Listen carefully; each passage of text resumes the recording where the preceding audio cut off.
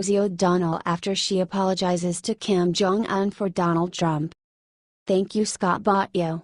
From every America, or every smart American, we thank you. Because not only did you stand up for President Trump, but you just discovered the easy way to solve America's Rosie O'Donnell problem. And we have a serious problem with Rosie after she posted a video. Yes, she was dressed as a pig for some reason. Advertisement. Maybe she is admitting that she is pig after all, and Trump was right to call her that. Whatever her revolting physical appearance does to you, her words are worse. Way worse. Rosie posted a video that millions have seen where she apologizes to the brutal dictator Kim Jong-un for President Trump. Hi Mr. Kim Jong-un. Sorry if I didn't pronounce that right. Anyways, sir, our President Donald is a moron. Don't listen to him. We don't. She's apologizing to Kim Jong-un for a sitting American president's tough talk with North Korea. This is beyond repugnant. What do you think Rosie Obama's strategy worked with North Korea?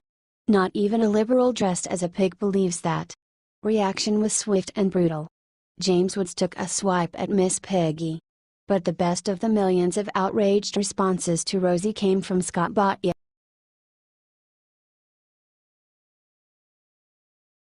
Trump gives General Kelly new nickname as Kelly prepares total White House reorganization. White House Chief of Staff John Kelly spent the last week in Bedminster, NJ, preparing for a major overhaul for the West Wing. There is no doubt Trump picked the right man for the job. He has been in meetings kicking the tires and turning over every last rock to devise a strategy to make it work better. Advertisement. According to Politico, Kelly generated a list of concerns that terrified the troublemakers still in the Oval Office. His list includes aides without clear portfolios, decisions that aren't made with proper vetting, and internal fights, specifically the organized campaign against National Security Advisor H.R. McMaster. In his meetings, where he is laying down the law, Kelly made clear that change is coming and that people better be more concerned with the president's agenda and less concerned with their own. The leaks, of course, not just coming from Trump's enemies, but his own staff is leaking on each other. Kelly was also furious at a TV performance by National Security aide Sebastian Gorka, who questioned Secretary of State Rex Tillerson's comments about North Korea. Seb Gorka is a good guy, but he is a blunt instrument. Which is why Trump calls him his pit bull. But going after the clowns on CNN is a bit different than taking on Rex fricking Tillerson. The guy is a legend, and while Gorka is clearly one in his own mind, he doesn't have the body of work to justify his comments. Basically, Kelly is planning a total reorganization of West Wing to rid the White House of mischief makers. Too many people who populated the West Wing didn't have their number one priority as expert service for the president and therefore the country, and were too concerned about the inside game, said Matt Schlapp. When a White House turns into this extent of factions, it really destroys your ability to implement an agenda. Schlapp is a former aide to President George W. Bush who knows what he is talking about and leader of CPAC. Of course, Kelly is and should be auditing everyone and figuring out what everyone's role is and if people are in the right place, one senior administration official told Politico. That's what he is doing. Look, every single modern president has done a major shakeup before his first year is over. Because governing is different from campaigning. Trump understands this because flexibility has always been his single greatest asset. And he seems pleased with the work of General Kelly. So pleased he gave him another nickname. Advertisement. General Kelly has done a fantastic job, Trump said. Chief, I call him Chief. He's a respected man, he's a four-star general from the Marines, and he carries himself like a four-star from the Marine.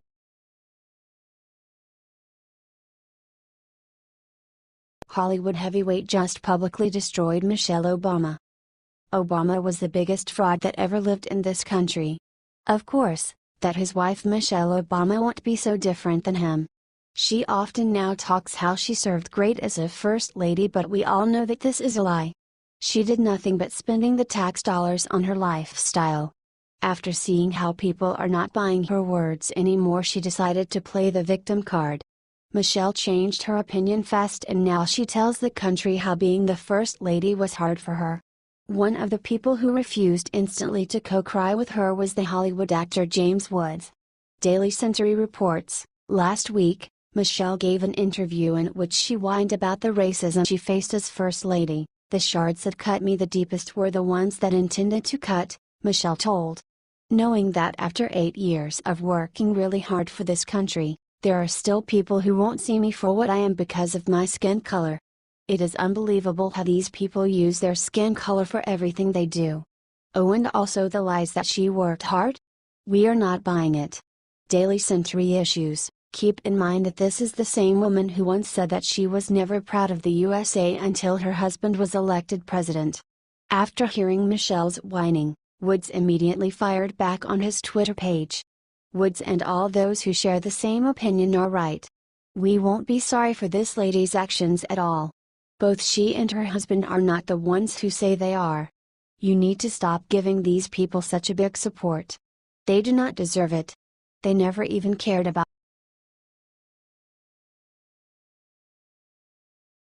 Guam governor just taught liberals how to properly respect President Trump and America. Listen up, liberals, because the fricking governor of Guam just showed you how to put country first and be a patriot. Look, Trump is not perfect. The Democrats and the establishment GOP have some valid points when they go after Trump. Advertisement. He is learning on the job, and don't forget he ran against both parties. So he is an island in Washington, D.C., an island speaking for the silent majority. And that is something we have not had in decades. So even if he quit today, he would go down as one of the greats, if not in history books, in the hearts of Americans who finally have a voice in D.C. The positive effects of Trump shaking things up will be felt for generations, and while the media will never give him credit for all he has done, we will never forget it. That is just politics. But we have never, ever, tried to undermine our president in a time of crisis. Never. Ever. We even came together for Bush's debacle in Iraq. But not this time. Not with Trump. Such is the left and GOP's hatred for Trump. They will risk our security for their cheap, short-term political gain. We all know Trump has a different style that some find loathsome. But as you are undermining President Trump on North Korea with your hysteria, ask yourself, what is the definition of insanity? The definition of insanity is doing the same thing over and over again, but expecting different results. Since Bill Clinton through George Bush and past Barack Obama, we have done the same thing with regards to North Korea. It hasn't worked. In fact, our insane behavior has made it much worse. So what do we have to goddamn lose by trying Trump's unorthodox way? He can't fail any worse than Obama and Bush, etc., so lay off the guy while he deals with this crisis. Don't mount your protests over his words, for he is negotiating with a madman, no less. America demands we come together in a time of military crisis, and we always have. Don't let this be the epitaph of the failed establishment. For it will not age well. And will haunt you forever. If you need a guide to how to be an American patriot who rallies, not runs from the flag, I give you the governor of fricking Guam. I just got off the phone with Chief of Staff General John Kelly and with the President of the United States of America. They called me from the White House this morning and both assured me that the people of Guam are safe. In the President's words, they are behind us 1000%. As the head of the government of Guam, I appreciate their reassurances that my family, my friends, everyone on this island, are all safe.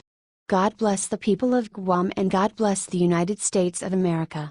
He is in the line of fire and is standing with America and Trump.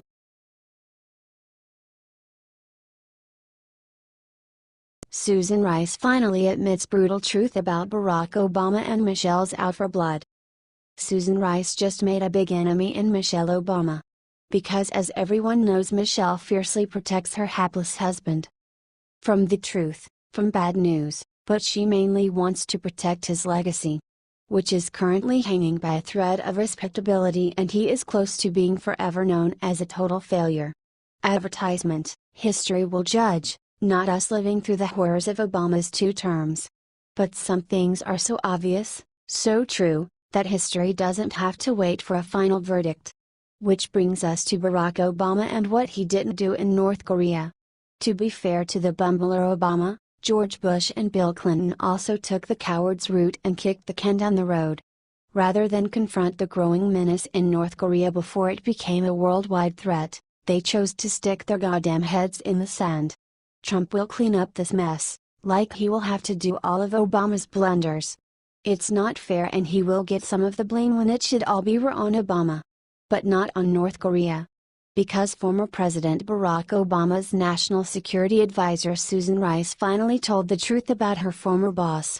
And it's brutal, and he won't recover from it. Sorry Michelle, your husband is a failure, a total flop, and that isn't me telling you, Susan Rice is telling you this. Rice finally admitted that over the course of Obama's 2 terms in office, his administration failed to stop the communist North Korea from their nuke escalation. You can call it a failure, Rice told CNN. I accept the characterization of the efforts of the United States over the last 2 decades. Amen. Advertisement. Finally, the truth comes from the mouth of a Democrat.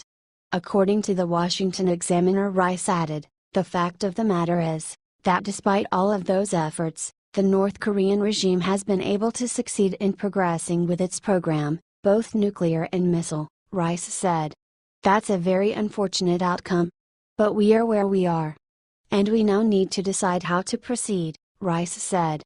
History shows that we can, if we must, tolerate nuclear weapons in North Korea, the same way we tolerated the far greater threat of thousands of Soviet nuclear weapons during the Cold War, Rice wrote.